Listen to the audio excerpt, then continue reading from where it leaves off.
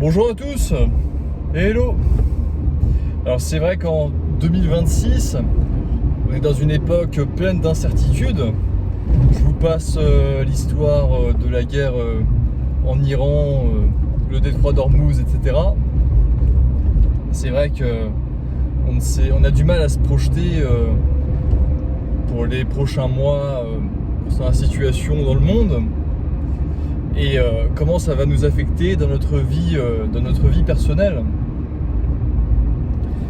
Et donc d'une part, donc moi je fais un travail de bureau, je suis pas dans l'IT, je suis dans l'industrie, une industrie avec des usines, différentes usines en Europe.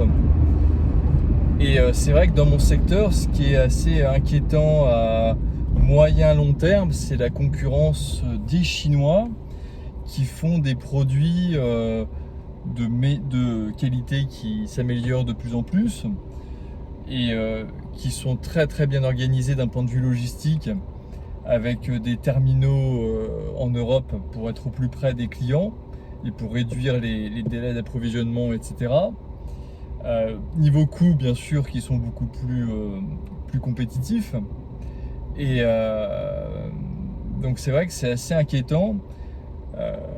L'Europe devrait mettre des droits de douane de plus en plus larges, parce qu'en ce moment c'est surtout pour tout ce qui est produit ayant du dumping gouvernemental chinois. Par exemple l'acier, je crois que les droits de douane ils sont à 80%, mais sinon c'est des droits de douane assez faibles, hein. On est quand même l'un des marchés dans le monde, nous les Européens, on est l'un des marchés les plus facilement pénétrables. Donc ouais, c'est clair que si nos décideurs, nos élites, nos chères élites ne prennent pas des décisions fermes, c'est vrai que ça fait assez peur. Bon, bien sûr, après il y a l'intelligence artificielle, bien que dans mon métier qui requiert quand même, il y a beaucoup de... Déjà il y a un côté humain, puisqu'il y a l'approche avec les clients, puis il y a aussi pas mal de coordination en interne avec les différents départements, avec des prises de décision complexes, plein de cas particuliers, donc c'est pas forcément évident à automatiser. Tout ce qui est customer service, ce type de métier, c'est bien sûr bien plus simple à automatiser, en fait, dès qu'il y a des process récurrents. Donc voilà, je me pose des questions. Et j'ai reçu quelques mails, puisque je donne toujours mon adresse mail dans chaque description de vidéo. Si vous avez des questions, n'hésitez pas à me les poser directement. Ouais, j'ai eu quelques questions d'abonnés sur l'installation, pour s'installer en Pologne, en fait, les démarches administratives, etc. Si je pouvais recommander quelqu'un qui fournit des services de traduction, d'accompagnement, etc. Donc moi je peux pas en recommander, dans la mesure où je ne connais pas ces personnes personnellement. Je pourrais à la rigueur recommander une traductrice assermentée, et je peux vous dire juste qu'elle est fiable, qu'elle travaille dans les temps. Mais après, est-ce qu'elle est pas chère? Je sais pas. Moi, j'ai toujours payé, j'ai toujours été satisfait du service. C'est un service dont j'ai besoin assez rarement, donc je suis prêt à payer, on va dire, pour un service de qualité. Mais ouais, je connais pas personnellement des personnes qui fournissent ce genre de service, par exemple d'accompagnement administratif, etc. Et c'est vrai que bien sûr que je me pose la question, peut-être que c'est quelque chose que je pourrais faire, mais il y a quand même une problématique. C'est que par exemple, pour trouver une location, pour accompagner les personnes dans les démarches, par exemple administratives, type PCL, etc., c'est très chronophage, ça prend beaucoup de temps. Il y a un camion à l'arrêt sur la voie de droite, heureusement que la voiture derrière me laisse passer. Très sympathique, merci beaucoup. Ouais, donc c'est très chronophage en fait tout ça. Et moi du temps j'en ai pas, puisque je travaille à plein temps, et puis j'ai une petite fille de quelques mois. Donc le temps libre, bien sûr j'en consacre une partie pour faire des vidéos, bien que je fais en sorte qu'elles ne me prennent pas beaucoup de temps. Donc oui, donc fournir ce genre de service, en fait le problème c'est que c'est assez chronophage et que l'issue est incertaine, c'est-à-dire que je peux pas garantir qu'un appart, en fait c'est un peu comme un agent immobilier quoi, c'est un métier de comment on dit ça, d'intermédiaire. Donc je peux pas garantir l'issue. Donc soit en fait je prends un risque que je perds du temps et qu'au final mon client ne trouve pas d'appartement ou alors qu'il trouve un appartement de mauvaise qualité, etc.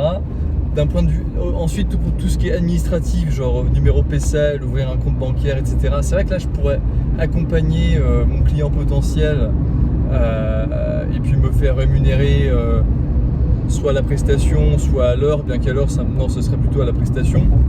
Donc dites-moi en commentaire si vous seriez prêt à payer pour ce genre de service, et puis quels sont les tarifs. C'est vrai que ça me semble assez abstrait,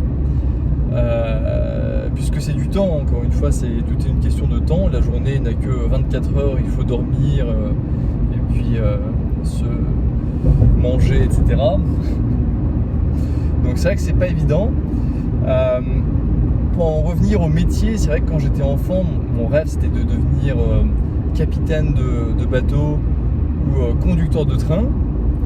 Et conducteur de train, d'ailleurs j'y réfléchis toujours, c'est quelque part dans ma tête, les avantages et les inconvénients. J'ai essayé de postuler en France à la SNCF. Enfin, je sais pas que j'ai postulé, c'est que je me suis renseigné d'abord auprès de personnes qui travaillent à la SNCF, notamment un youtubeur qui fait des vidéos très intéressantes. Et en fait, on m'a dissuadé, j'étais trop transparent dans mon profil, comme quoi je parlais plusieurs langues et tout, que j'avais un master. Et puis on m'a dit, ouais, tu vas te faire chier sur ce job, c'est pas fait pour toi.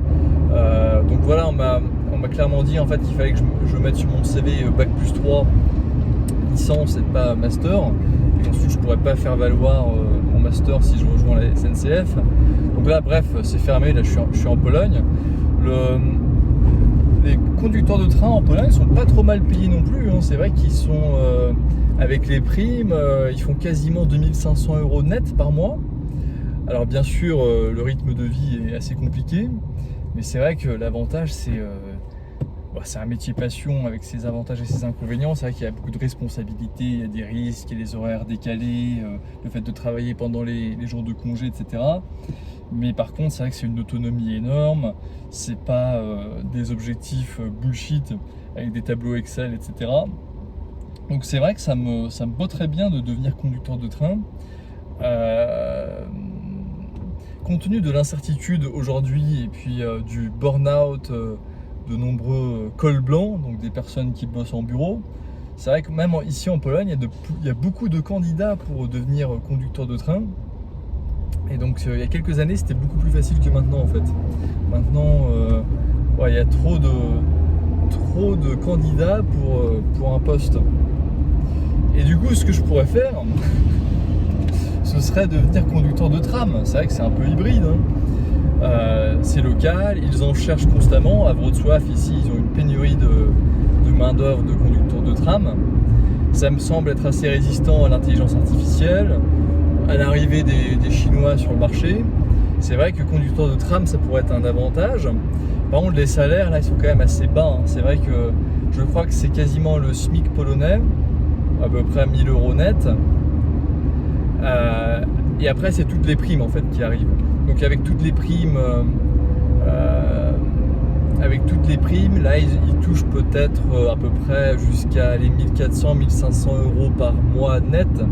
Donc c'est pas énorme pour une ville comme Wrocław.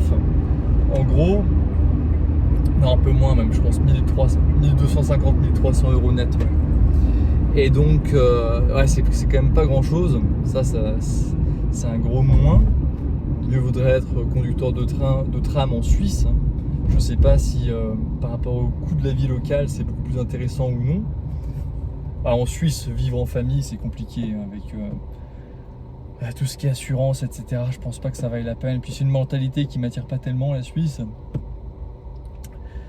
En France, combien ça gagne un conducteur de métro ou en tram ou de tram? Dites-moi si vous avez l'info. Donc un conducteur de tram, en gros, si j'avais pas de loyer ou de prêt IMO, en gros, on retire de mon budget. C'est comme si en fait j'étais logé gratuitement. là ça pourrait, le jeu pourrait en valoir la chandelle. Ça pourrait être ok. Sinon après il faudrait peut-être que je passe un CACES pour devenir comment on appelle ça, wózki widłowe, pour être un opérateur de transpalette. C'est vrai que il y aura de plus en plus de métiers comme ça, hein, vu que tout sera importé de Chine encore plus que maintenant. Donc ce sera que des gros entrepôts, et puis je pense pas que tout soit automatisé comme chez Amazon, quoique ça peut être le cas. Avec un CACES en Pologne, vous pouvez bien gagner votre vie, hein. Ça c'est toujours, si tu es un jeune et que tu veux t'expatrier et que tu as un CACES, je pense que dans les entrepôts, dans les divers entrepôts en Pologne, tu trouveras facilement du taf. Ce ne sera pas forcément très bien payé, mais vu qu'il va certainement aussi y avoir un peu une pénurie sur ce secteur-là, il y a moyen de négocier, etc. Ça peut valoir la peine d'avoir un CACES. Puis honnêtement, ça se fait facilement, ça coûte pas cher, c'est pas un investissement énorme. Donc voilà, donc est-ce qu'il faudrait que je fasse un boulot de rêve quand j'étais enfant? Partir sur les bateaux, il en est hors de question. Moi, j'ai pas envie de passer des mois à ne pas voir ma famille, ça il en est hors de question. Le train, c'est toujours une idée que j'ai dans ma tête. En Pologne, il faut payer sa formation. Ça s'appelle Licencja Maszynista, c'est comme une licence assez théorique avec un peu de pratique. Ça coûte dans les 1000 € à peu près, je crois. Ça peut se faire quasiment à distance, sauf une cinquantaine d'heures dans les entretiens, dans les entrepôts de maintenance, pour faire un peu de pratique sur les locomotives. Et une fois qu'on a cette licence à machiniste, il faut passer Świadectwo Maszyniste. C'est comme des cours pratiques auprès, ça peut se faire directement auprès d'un transporteur genre PKP, PKP Intercity, PKP Cargo pour le fret. Et c'est vrai que ça me... Ouais, je pense que je serais prêt à le faire, hein, avec tous les inconvénients que ça comporte. Ce serait quelque chose qui pourrait me rendre heureux. Et puis sinon, bien sûr, il faut que je continue à développer ma chaîne YouTube Michel Piotrowski. Et puis que je me spécialise pour donner des conseils plus professionnels, et je pourrais éventuellement ouvrir ma propre boîte. Je pourrais également donner des cours de français pour les Polonais. Je l'ai déjà fait, hein, j'ai déjà donné des cours de français à des Polonais et à des Polonaises. C'était à petite échelle, hein, donc j'ai pas dû ouvrir d'entreprise. Mais c'est vrai que, bien sûr, il faut de toute façon, aujourd'hui, il faut être... on ne peut plus compter sur le système. Le CDI ne protège plus. En Pologne, si je me fais licencier, au-delà de 3 ans, je touche 5 mois de salaire. Au-delà de 3 ans, c'est 3 mois. Alors ça, si je me fais licencier, pas pour disciplinaire, mais licencier de manière collective. Si je me fais licencier de manière collective. Alors j'arrive au parking de la Galeria Magnolia. Allez, je passe. Le parking de la Galeria Magnolia est énorme, hein, ça fait un peu comme un mall américain. Il accueille jusqu'à 3000 véhicules, et jusqu'à présent il était gratuit en fait. Et donc ce qui fait qu'il y avait énormément de Wrocławiens qui se garaient ici toute la journée et qui n'étaient pas clients du mall, enfin du centre commercial. Et donc à partir du mois de juin, ce sera payant.